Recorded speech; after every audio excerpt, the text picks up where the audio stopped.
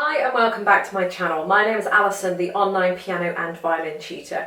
So since it has been several years since I released my original violin lessons 1 to 10, which are now beginning to look a little bit dated, I thought it would be a really good time to revisit and release new and up-to-date videos using the latest technology available to me. As well as updating all of the free PDF sheets from the original lessons, I've written a songbook 1 that will accompany these lessons. Once you've finished lesson 10, I then encourage you to have a go at this songbook, which contains 10 well-known classical and original pieces, which is going to help you practice and reaffirm the knowledge and skills gained from video lessons 1 to 10. What's great about this book is that instead of hunting all over the internet trying to find suitable pieces to play for your current level, only to find pieces that you like but are too hard, this is where the Songbook 1 comes in, as it will not only contain pieces you'll be able to manage, but each piece comes complete with its own separate video performance and tutorial where I will help you through the piece. So let's get started with the new violin lessons 1 to 10, and I hope you enjoy them.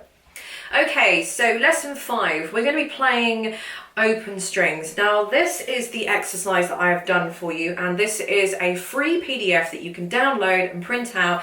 This will be linked directly underneath this video, so head there if you want to print this out for free. Now what I'm going to do is I'm going to play it through so that you can hear how it's supposed to sound. Maybe you can play along with me as well. But basically what you need to kind of get from these open string exercises are the 4 open strings, G, D, A and E. Make sure you know the order and which one is which on the violin, and then where they are in note form on the music, because this is basically the most important part.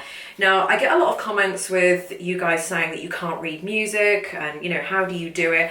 Well, you don't go in and just get a piece of music and just try and read all of the notes. It doesn't work that way with the violin. What we do is do it 4 by 4. So we learn the 4 open strings, and we learn what they are and where they are on the music. Then we learn the 4 first finger notes. We learn where they are on the violin, obviously in the first finger position, where we discussed in the previous videos, but also where those notes are on the music. And then we move on to the 4 second finger notes. We learn what those are and where they are on the music, and then the 4 third finger notes, what they are and where they are on the music. So this is all cumulative information. So this is very, very important. You need to know this lesson before you move on. Do not move on to lesson 6, where you add in the first finger notes, until you know where these open string notes are on the music first. Because when we go on to lesson 6 and we add in the first finger notes, or the 4 first finger notes we're going to be learning, I have created exercises where we're going to be not only playing the open strings that we will have learned from this lesson, but we're adding in the 4 first finger notes as well. So at the moment on this exercise, there's just 4 notes to worry about. Just 4 notes that I've just created in half a dozen different exercises to help you get used to seeing those notes. So by the time you get down to exercise 6 and you see a note, you'll know exactly what open string it is. First, before I actually get on and play them, I'm just going to show you what they are. Okay, so these first 2 notes here are open Gs. The next 2 notes here are Ds. The next 2 notes here are As. And these ones are E's, and then it just repeats A's, D's, A's and D's. So once you know what they are, you just have to remember them, but there's only 4 notes to worry about, so it's not actually too difficult. And like I said, by the time you get to exercise 6, you'll know that. The other thing is just I briefly want to go over the counting. When you get on to book 2, I do actually go into more with the counting. I don't really touch on it in this video because I think there are other important things. Some teachers might teach a little bit differently, but I feel like the playing is just more important at this stage than actually trying to learn the rhythm. So we'll get on to that later. But basically these are worth 1 beat, and these ones are worth half a beat. So you play those a little bit faster. But you don't have to worry about the rhythm, which is why I'm not really kind of spending too much time on it. You can just follow me if you want to. The most important thing is that you know where the open strings are on the music. Okay, so this is exercise 1.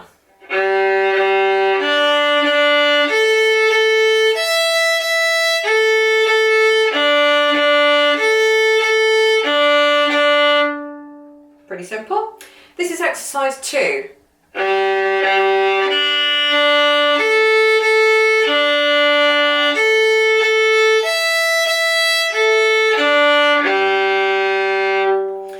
see the third note in exercise 2 looks like it's not coloured in. That's worth 2 beats, so that you hold that twice as long as you played those 1 beat notes. So these are 1 beat notes. 1, 1, 1, 2.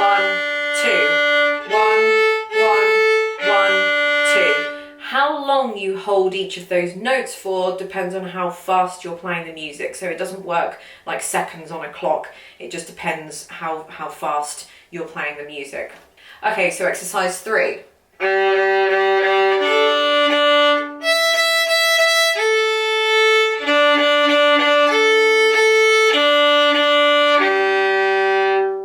So you've got a bit of a jump between the D string and the E string, so just stop the bow. Briefly stop it, move on to the E string, and then you can just carry on from there. Okay, exercise 4.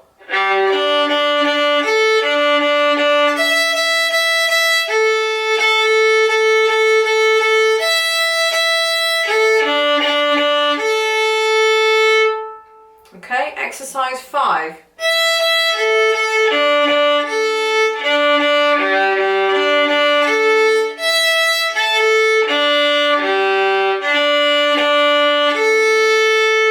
Okay, so you notice that my arm again is still moving in its stages. It's not kind of, flapping between each of them. It is definitely going where it needs to go.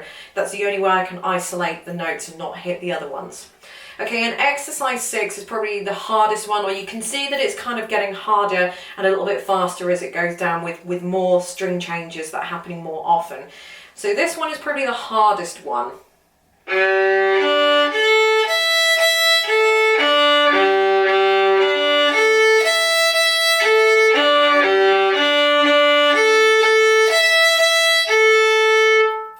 Okay, so I should probably just mention that it doesn't really matter what your hand does when you're not playing these. Just make sure, you can just hold the violin like this and just make sure that your fingers aren't touching the strings, otherwise you'll get kind of horrible sounds. You can alternatively hold the violin like this if you really want to. It doesn't really matter, whichever you feel is most comfortable. So with the last exercise,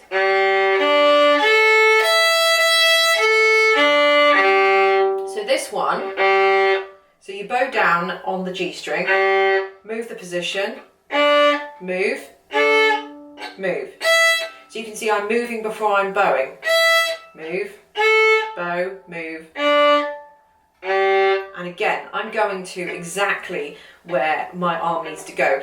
Because I've been playing so long, I know exactly where the elevator, i.e. my arm, needs to stop. You guys are going to have to learn that, and that will take time, but you'll get used to this. And this is exactly the reason why I have put these exercises in here, and I have written these exercises in such a way. So if you are hitting other strings, just keep working at it. So once you know where the open strings are going on the music, that's great. Maybe it's time to move on, but maybe it's not, because if you're hitting loads of other strings, I would probably keep going at the exercise until you don't hit any of those other strings. That's so important. So do not move on until you no longer hit any other strings, pretty much. Obviously you will get better at this as time goes on. So this might take you a week, it might take you 2 weeks, depending on how much you practice, how much time you can dedicate to this. But don't move on until your arm knows pretty well exactly where it needs to stop for each of the strings, and that you know each of those strings or where those notes are, or that you know where the open strings notes are on the music. By the time you've gone through these exercises umpteen number of times to try and sort out where your arm needs to be, you'll be a pro at working out where these notes are. So don't rush, take your time. If it takes you 1 week, 2 weeks, 3 weeks, then that's how long it takes you. But it's important that you know this information before you move along. So thank you for watching. I hope you enjoyed this lesson, and I will see you in lesson 6.